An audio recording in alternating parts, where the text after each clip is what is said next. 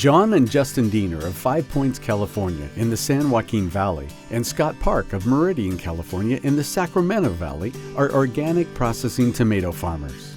Over the past 40 years or so, they have developed and refined their practices into the highly successful production systems that they have now. I'm John Diener, and I farm in 5 Points, California, and I am the owner of Red Rock Ranch Incorporated. We're harvesting, processing tomatoes here for an organic pack.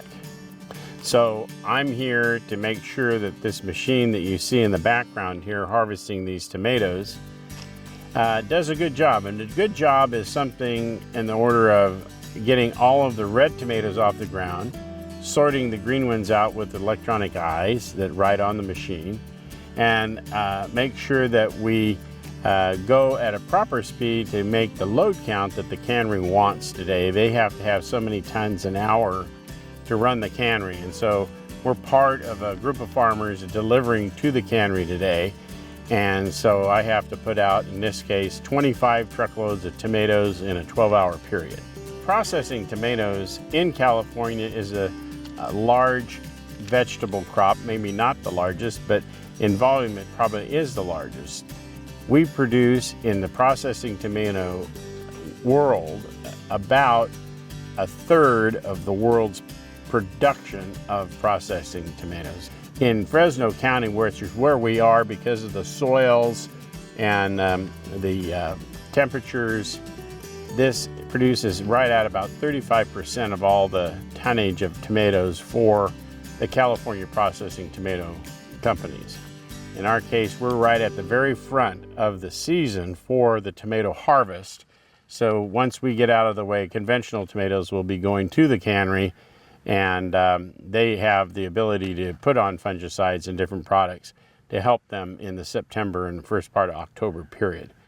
I've been growing organic tomatoes since 1989, and our yields are as good as, if not better than. The quality of the tomatoes, the appearance, internal characteristics all have to meet or exceed the standards that are set for conventional tomatoes. Otherwise, we would not get acceptance in the marketplace for our commodity. We're very happy with the yields that we're making this year. And the reason we have such great yields this year on our organic tomatoes is just because we've somewhat mastered the technique of irrigation. One of the things that we do to help our production of organic tomatoes is the kind of fertility program that we have. We use compost that comes from steer manure additive going through. We use a poultry compost. We have to use different composts to do our production because the availability of the supply of the individual type of compost may not be there at any one time when we need to treat the field. We use about a ton of gypsum per acre. We apply that gypsum with the compost, incorporate that into the bed, and then produce the tomatoes that may be derived from fish. They also are derived from algae. We do certain products that have been fermented. We see responses. You have to have the base fertility there, but once you have that, then these other products enhance the microbiological activity. Some of the things to know is how over time, through the research that the university has done here at our local field station as well as at Davis, the architecture of the plant has changed. We used to have a single row of tomatoes on a 60-inch bed, right down the center. Today we have an 80-inch bed, so it's 20 inches wider. Now we put 2 rows on top of the bed. We space them out a little further down their individual row, and then the tape is in the middle. And from that, we have the ability to maximize what in essence is the framework of the plant. So our marketing plan for our tomatoes is to have a reputation, to be the best. People know who we are, we've been around a while, and from that we acquire contracts. There are 9 million acres of agriculture in California active. And so you have to set yourself apart as being someone that has the ability to deliver the quantity, the quality, and the type of tomatoes that the people have at a certain time. Because of that, you have a working relationship with 2 or 3 canneries. So when it comes to harvest, like today, as you see out here, they are running, and we have to know how many acres we're doing and how many we got ahead of us. So yesterday, I sold the excess tonnage that we had to a 3rd cannery. And the guy says, we're gonna take these because there's others in the area that wanna sell us the tomatoes, but I like yours the best. We're in a commodity business, so the fungibility of the product made from our tomatoes is interchangeable with whoever. In California, we have an agreement amongst the growers and the processors. There are approximately 1,000 farmers in California that do grant cannery tomatoes, but we have a thing called PTAB. That's the California Department of Food and Agriculture's arm for inspection, and it's a neutral third party that looks at the tomatoes, inspects them, and gives a grade and quality for each truckload that goes through the cannery. We load it, the tomatoes, it's going to blend them, it's going to run down, it's going to load the samples, it's going to do a color test, a solids test, and a pH test. All of our tomatoes go in at a set price. We know ahead of time how much we're going to get paid a ton. We don't know how many tons we're going to make, but our goal obviously is to meet or exceed our contract. I grew up here in an adjacent farm with my father, learned how to do things on a practical basis. I had a hands-on world that I lived in, but I wanted to learn the technical part, so I went to Davis. I started in 1980 farming here on the west side and had built my own farm, and now today we farm about 4,000 acres. I like agriculture, I like open agriculture, I like vegetable crops, tree crops, those things. You can farm them, take a day off, come back, keep working. You develop a system to what you do. So you can see here we have a tractor with a set of doubles that have these tubs on them, and we're getting ready. Here comes the combine down the road here. He's going to turn in here, and we're harvesting this field of tomatoes. Currently we're averaging something in the realm of about 60 tons of tomatoes per acre here. We're harvesting here, and we have a shredder on the machine that actually takes the tomato vines. You see how green it is over there and how fine it is, and it leaves it at dry mulch on top of the bed. That dry mulch is going to dry out. We're going to incorporate it. We're probably having, in this particular field, about 7 or 8 tons of dry material that we are incorporating because we're taking about 60 tons of tomatoes off of this field. We have buried drip right here in the middle of this bed, and we want to keep these rows exactly where they are. And we do that with GPS. Keep the rows in the same place, but the compaction that comes from those large tires of the truck, because we're hauling about 80,000 pounds on those trailers down through the field, and that really compacts your soil. So we have to do something to loosen that up and get that so that the roots can have a full area to penetrate at the end of the day and maintain a bed that we can come back and harvest next year. We talked about the architecture of the plant. You have to build the frame of the plant in the field to put the fruit on. You have to have the larger beds to accept that type of framework of plant. Think of the tractor similarly. This tractor has a new type of architecture to it, okay? What's unique about this tractor compared to other tractors and tractors that are out on the market that you may have seen in the field before? Because this is a relatively new model and a relatively new technique.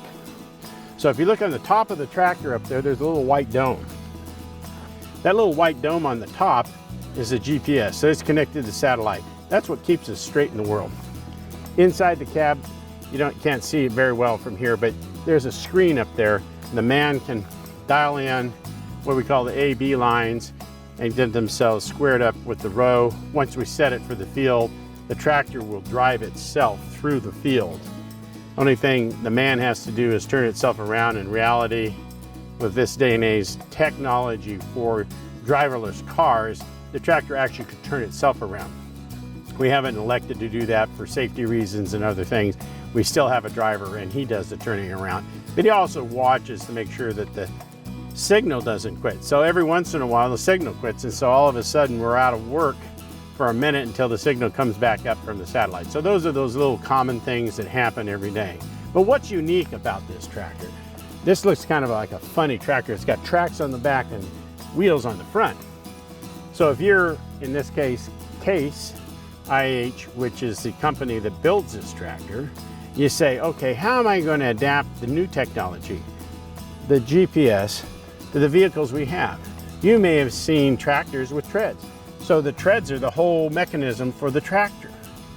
That has some issues because when you're going with GPS down the row, if you move the tracks one side to the other, you move the back end or the implement in the opposite direction. And so you can't keep the implement steady on where you're going with the GPS, because what I was telling you, everything is about keeping those beds where that tape is and not ruining our tape, because the tape is about a $200 an acre investment.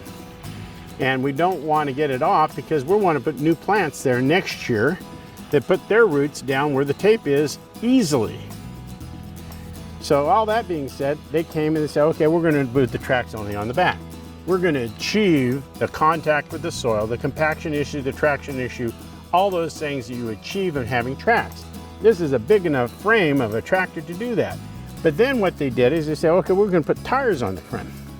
So if you have what they call an articulated tractor, those are the large tractors with big horsepower that bend in the middle, okay?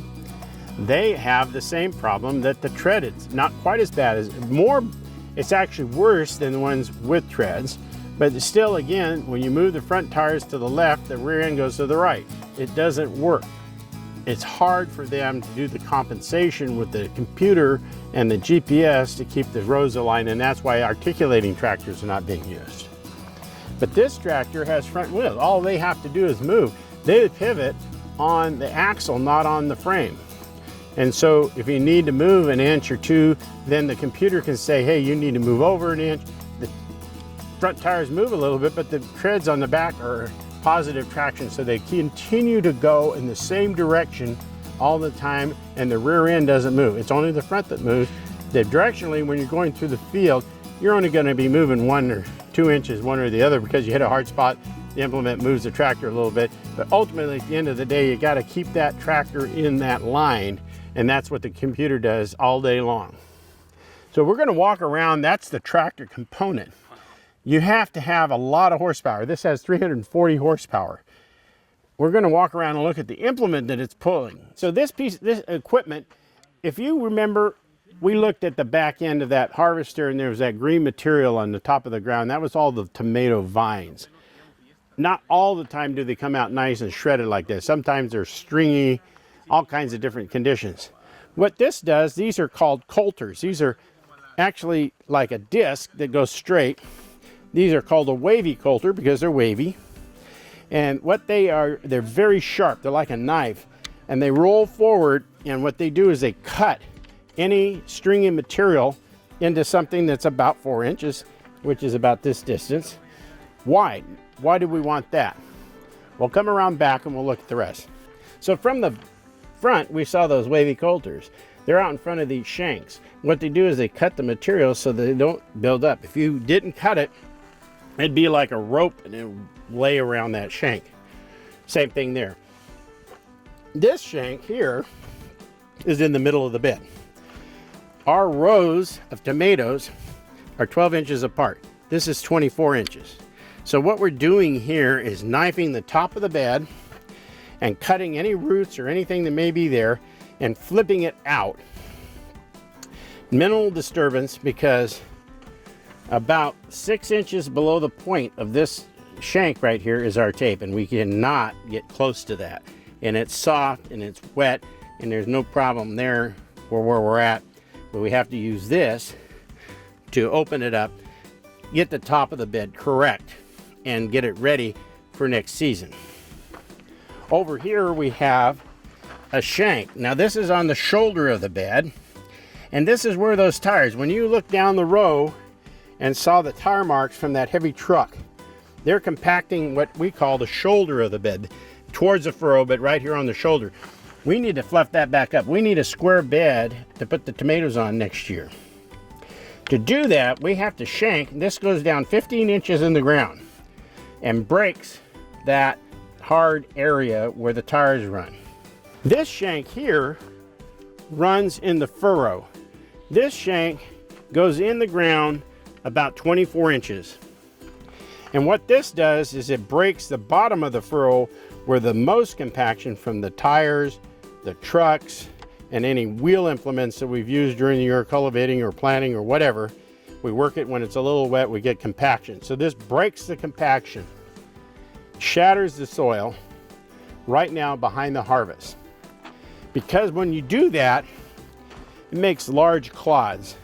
We have this unit here that rolls over those clods. It's quite heavy. And what it does is it breaks the clods into 4-inch pieces. In doing that in one pass, we have the land tillage done for next year, and all we have to do is row work behind that to shape the bed square and even and get it ready for the winter when the rains come, and work forward. So this works both in the conventional system, works in the organic system, but this is a minimum least amount of tillage activity. You got a high horsepower tractor that goes through and conditions the soil for next year with the GPS going in the right direction. And so we maintain our beds, maintain our tape, and in the next year we come back. So this is the least investment of fuel per acre when you look at all the passes you would have to do what this one piece of equipment does.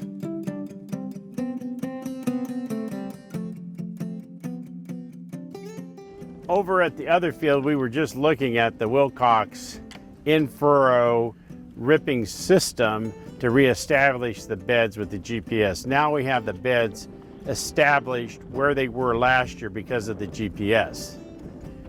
So when we looked at that, I was telling you those big crumbler wheels on the back of the machine were there to break that dirt that the chisel shanks ripped up.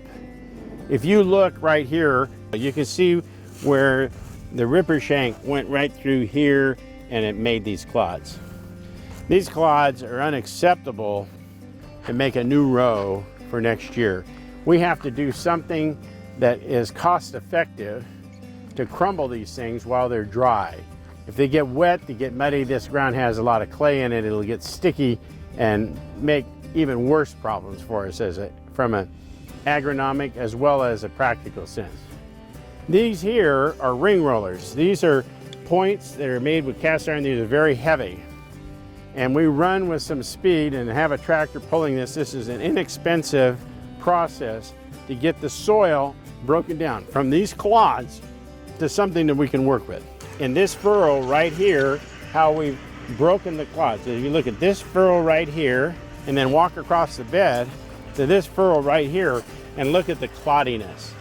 This is an inexpensive way not only of firming up and compacting the ground, but it also breaks a lot of the clods. We may elect to do this 2 times because we have broken probably 80%. We may want to break a little more to find the dirt up so we can remake our beds for the tomatoes next year. The other piece that I wanted to show you is what the Wilcox unit did on top of the bed.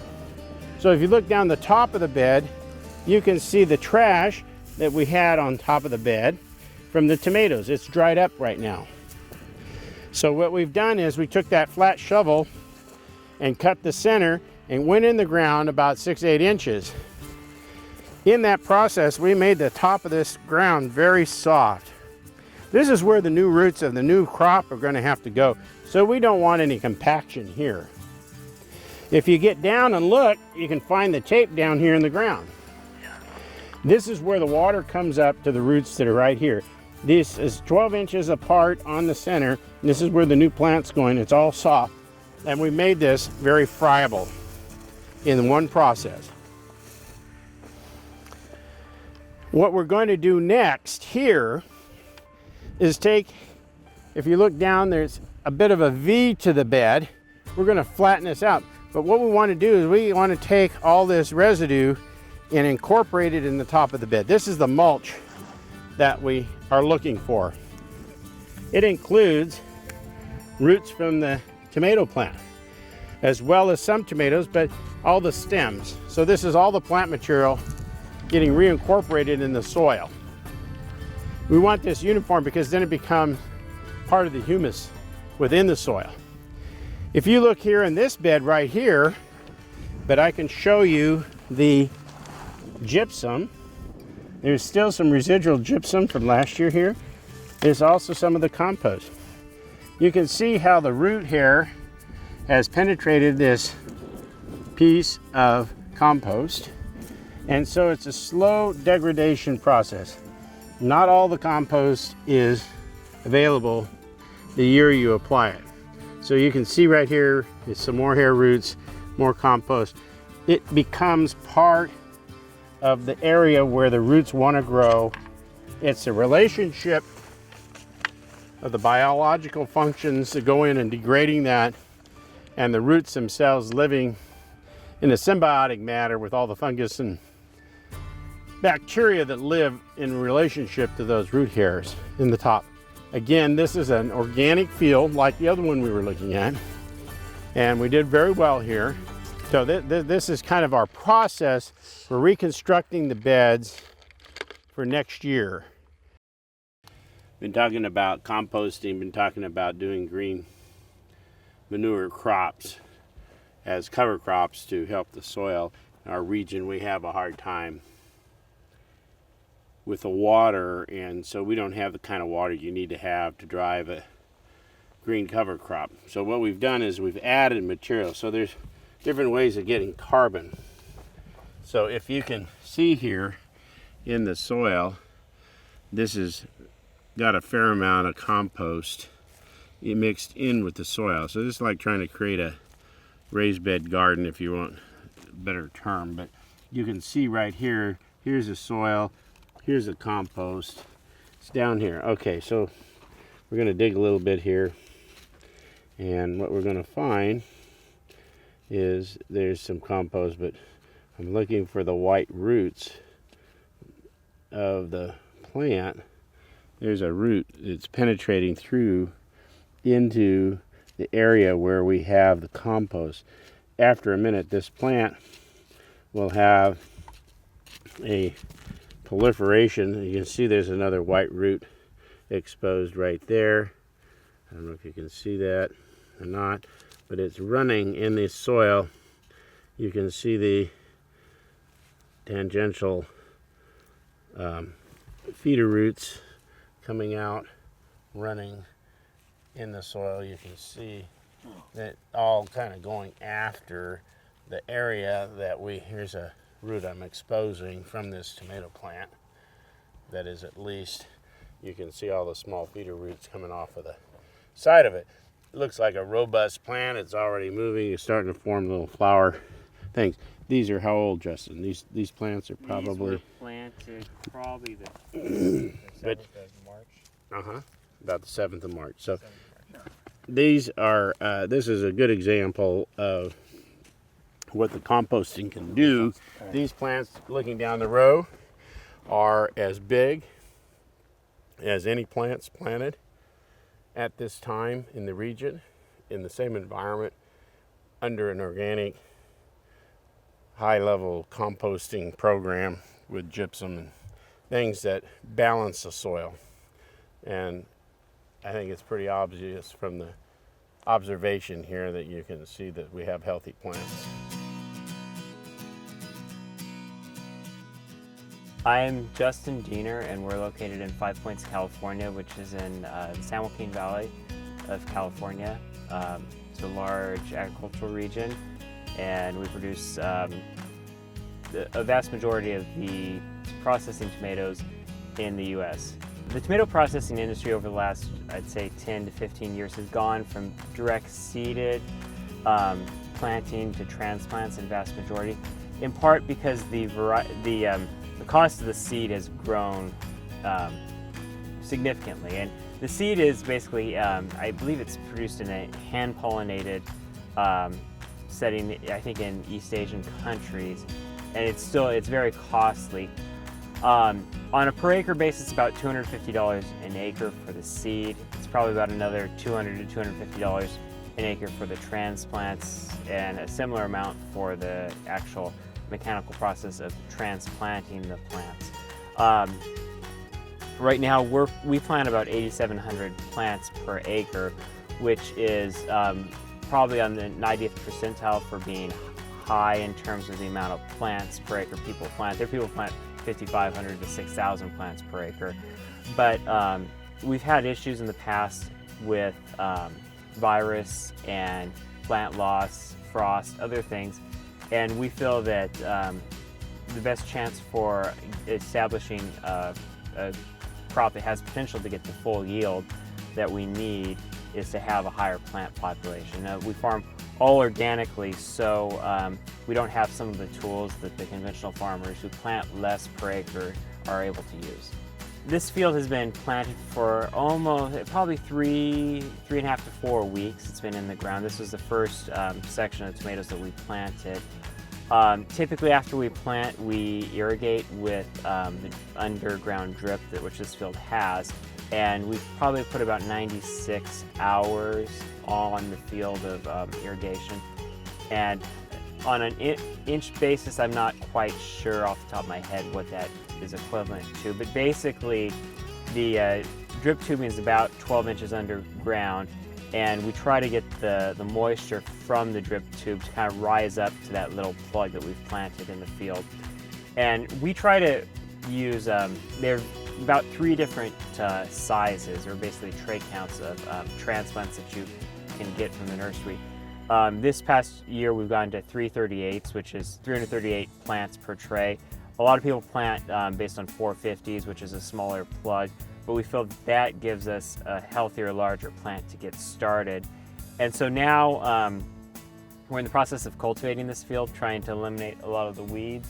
One of the challenges in our production system is morning glory, and so we plan to cultivate, and probably once every 1 to 2 weeks, we're going to run through the field and undercut the shoulders of the beds to knock back any weeds. Plus we're going to, in maybe a week or two, we'll come through with a weeding crew and try to remove some of the weeds that are in the actual plant line. At this site we have about 1,200 acres. We have 2 wells that we derive the majority of our irrigation water from. Each one's about 1,400 feet deep, and they draw from the underground aquifer between about 900 and the 1,400 foot depth. The water is then lifted about between 400 to 500 feet to the surface. Once it's lifted to the surface, it is then pressurized and run through sand media filters. We use sand media filters because they're more versatile and robust than some other filtration systems. When we have surface water from our water district that we can use here, the sand media filters are good about taking out the algae and other stuff that we have to get out of the water to be able to use in our drip irrigation system. Once the water goes through the filtration system, it's distributed through underground pipelines to the fields, and in the case of the tomato field, goes into the underground drip system, where we treat it with a disinfectant to kind of keep the drip systems functioning. With the organic system, and I think UC did research maybe 5-10 years ago or longer that basically showed a somewhat linear relationship between the amount of compost manure that you apply and your ultimate yield. And that's our primary fertilizer. Basically in the fall we bring in both chicken manure and steer compost. These are 80-inch beds. We open them up and have basically 40-inch beds, and down the center we basically drop a band of compost. And so then the vast majority of the fertilizer, because we're organic, comes from that fertilizer that we apply in the fall. and then we'll do some organic treatments through the irrigation system. But that's not providing very much of the overall nutrient budget.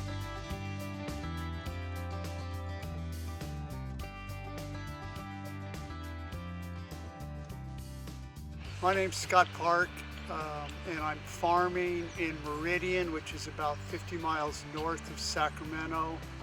We farm along the Sacramento River.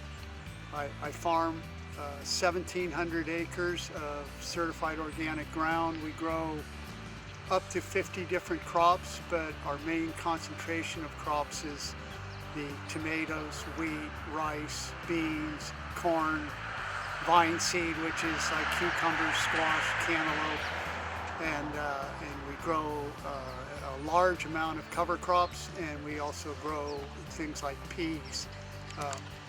And a lot of this, all the different crops, is for one, to diversify risk, and two, that crop rotation is a critical part of our farming operation.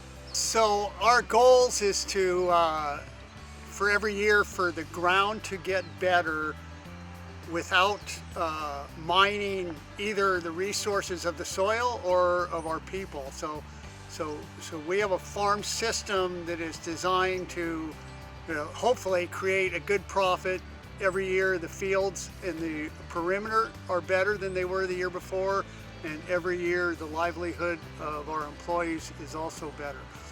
So how do we do this? What's the process? I've been growing tomatoes and other crops, but the base crop's been tomatoes. I'm starting my 45th year. For 15 years, I basically farmed 100% conventional. In 1985, 86, I started evolving to a more consciousness of taking care of the soil instead of just using outside external inputs to make the crop.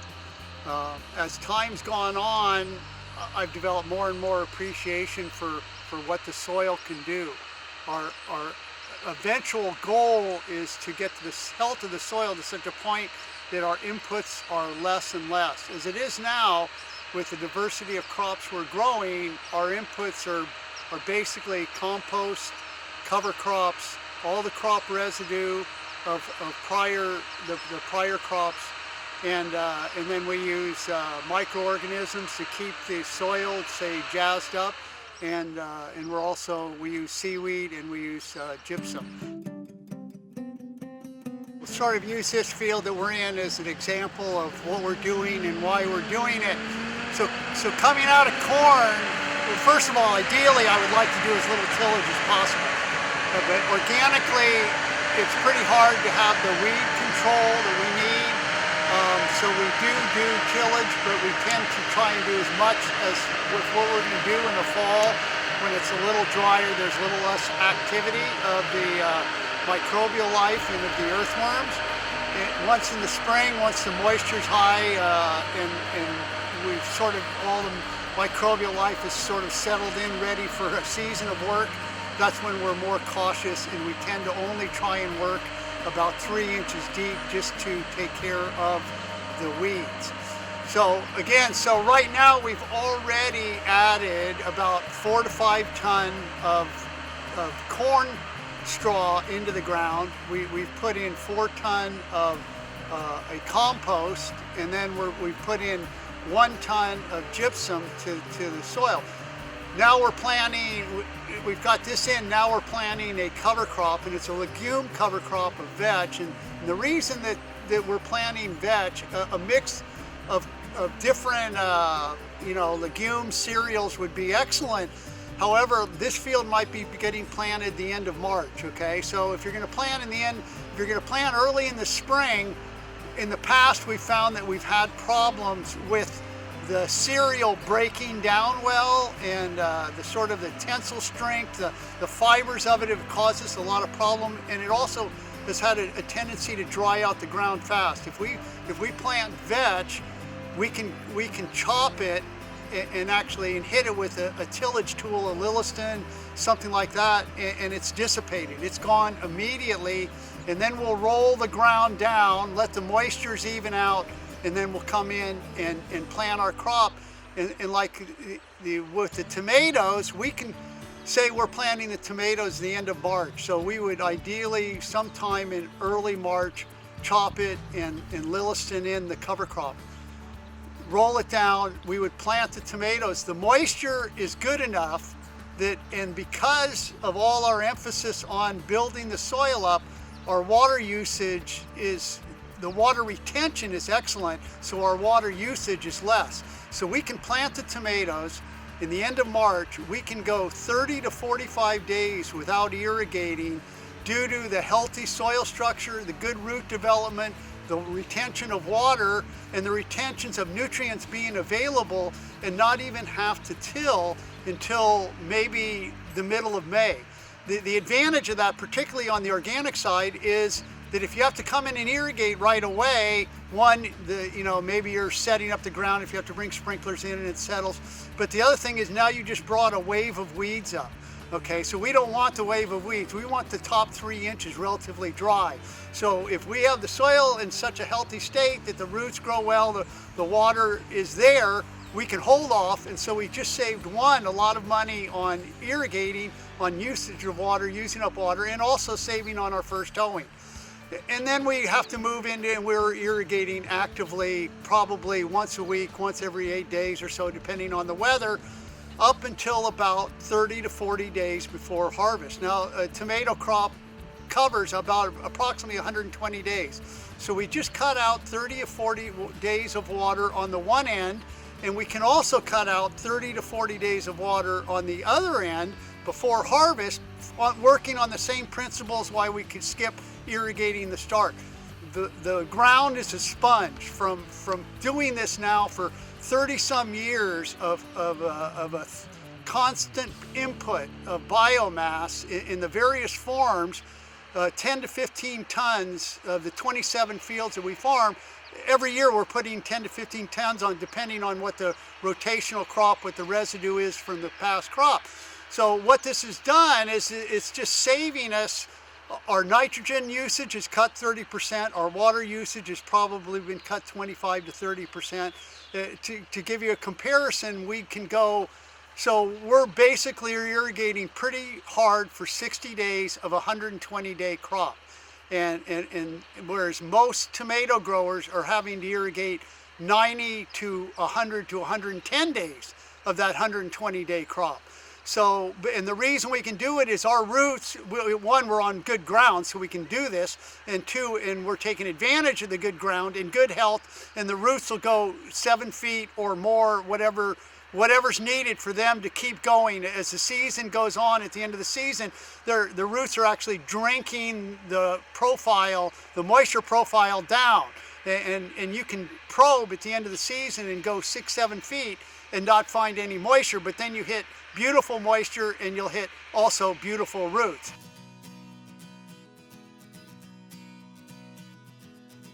The other real advantage of this is quality, which I don't think gets enough credit. And so by farming this way, of using more of the soil, our quality, our buyers, we don't lose buyers. We keep our buyers.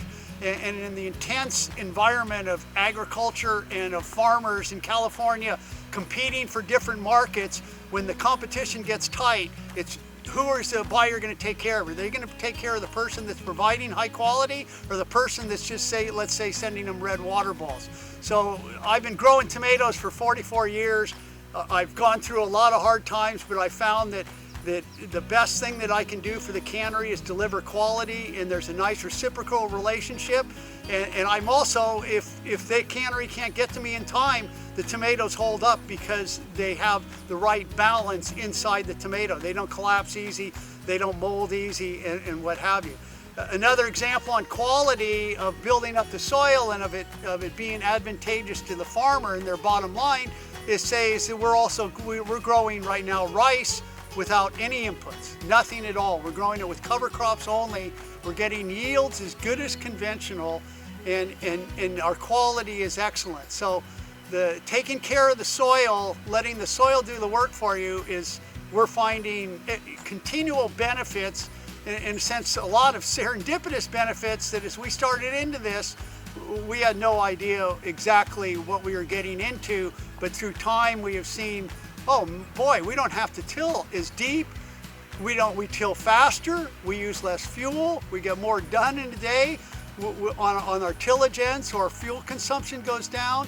And on every aspect of our business, there's a peripheral benefit that we didn't expect to get from taking care of the soil. So the driver for us is now, this time of the year, this is the fall.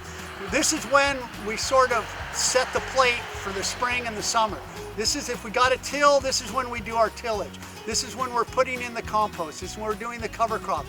And then when the spring comes in, all the consideration is be light, be delicate, don't compact the soil, handle the soil with as much respect as possible, keep that microbial life and system as much intact as you can, and basically you just go from one crop to it doesn't matter which crop we're planting, whether it's basil, whether it's corn, whether it's tomatoes, whether it's the vine seed. Basically it's a scratch it, hold the moisture, plant, and let the soil do the work. Every aspect of it is working to the benefit of our farm, the environment, and our employees. The fact that every year as we get to our ground, the ground works better. We do not expect, if we see clods in the field, we feel that we've blown it in some way. We want to keep that soil as healthy as possible, and by doing it, you get all the positive results. That once you get to the act of planting and moving on, this is making us money. By spending the money, by going to the trouble of putting in the cover crops and working the ground carefully in the fall and setting the plate in the spring is an example. We rarely ever use any type of pesticide on all this wide range of crops, on 1,700 acres, on a multitude of different crops, and we have very little disease problems, almost no insect problems. We definitely battle some weeds. We're trying to get better at it. Weeds is still our nemesis. Our fertility problems are almost next to nothing. Or I would say nothing. Fertility is not even a factor. So we're doing this because this farming method is in a sense, it gets simpler every year. It's not complex. It's sort of take care of the soil and then get out of the way. Let Mother Nature do the work that needs to be done. A farmer doesn't, from my perspective, a farmer does not need to stick his nose in every operation every day thinking that the crop can't grow without him. I find the crop grows very well as long as you set the plate. Right now the shovel goes into the ground really easily. As you can see, it's absolutely loaded with roots and development, and also the structure of the soil. Even this is heavy clay. It's still extremely friable and crumbly, and it's simply inundated with roots. So like, we feel these plants, when they are healthy, and we think they're going to stay healthy, and if we just took the soil probe, we can go 3 feet very easily with no back pressure. The important thing is that in years past on clay ground, when we would sprinkle irrigate, as we're doing now, 3 to 4 hours was as long as we could run the water before water was standing in the field. And now we can run 7 or 8 hours and not have a drop standing. So we're going to run by a few fields that are a few different crops. And again, the idea is, of course, making a profit, but also trying to have a rotation that's very thoughtful and where one crop is helping the next crop, and constantly delving into new crops. Right here we're driving by lentils, and lentils could be a really good rotation for following rice, because rice is extremely hard on the nutrients. The next year the field's fairly empty. Just this field is another one of our fields in the rotation. Like last year was corn, the year before that was beans, the year before that it was wheat. With other than the wheat, cover crops are interspersed every winter. And so fertility wise, yeah, we're really happy with the evenness of it. Nothing's been put on this field since the fall of 2017. It's June now of 2018. We put compost on. We put some microbials and seaweed with the drench when we planted the tomatoes, and that's it. Nothing else has been put on this field. But yeah, this is the goal, is pretty much getting the ground right, plant it, and get out of the way. Just we're coming up upon a rice field that's very unique. I think it's safe to say there's not another rice field in California like this rice field, because it's being grown for a Japanese community that's very concerned about purity of food. So they pay extra to grow rice with zero inputs. This field has not had any other than cover crops for 2 years. And from my perspective, it looks as strong and healthy as any conventional rice field. I mean, it's a nice looking rice field for, I mean, that's all. I'm really proud of it. It's special. You just don't get that. And that's one of the things that drives us. We feel we can control the price some, but that might impact, his cost might impact. But if you're getting your soil and your land better every year, you're positioning yourself the best chance for profit, or the best chance to ride through hard times. That's your best chance to manipulate your financial future. And if you don't feel your farm's getting better every year, you got to change something. The organic processing tomato production systems of John Diener and Scott Park are impressive in many ways. Over many years, they have both succeeded in taking care of the soil at their farms in ways that now allow them to achieve bountiful, high-quality levels of production.